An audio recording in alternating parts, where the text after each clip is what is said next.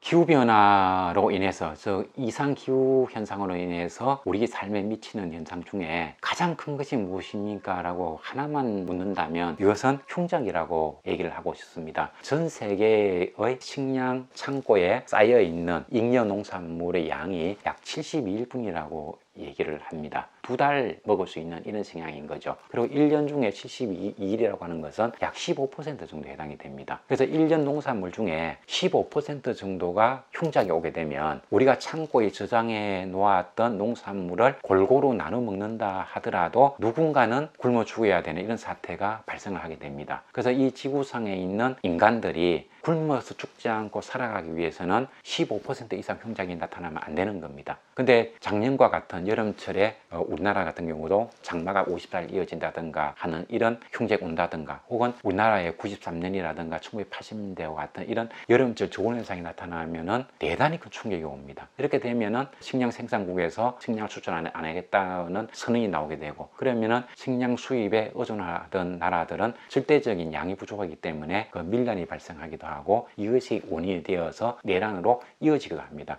시리아 내전 같은 경우는 아주 그 대표적인 이런 식량 부족이 장기적인 내란을 가져온 사례라고 볼 수도 있습니다. 근데 전 세계에서 인구가 5천만 이상이 되는 나라에서 식량 자급률이 50%가 안 되는 나라는 우리나라와 일본밖에 없습니다. 식량이라는 건, 농업이 우리나라 경제 규모에서 차지하는 비중이 대단히 적다는 그런 이유로 인해서 농촌에 농업 생산에 대해 신경을 쓰지 않고 있고, 우리나라 농경지가 현재 한 150만 헥타르 정도가 되는데 1년 동안에 서울 면적의 4배 정도씩 계속해서 농경지가 사라지고 있습니다. 그리고 그린 뉴딜이라든가 K 뉴딜 얘기를 하고 있지만 그 안에 우리나라 농업 문제를 어떻게 접근할 것인가에 대해서는 대책이 없습니다. 지금도 우리나라에서 지금 보면 그 양파라든가 대파라든가 상추라든가 이런 우리 일상생활에 필요한 농작물 가격이 대단히 급등을 하고 있고, 국제적으로도 대두라든가 밀이라든가 이런 그 농작물들이 흉작으로 인해서 가격 급등을 하고 있습니다.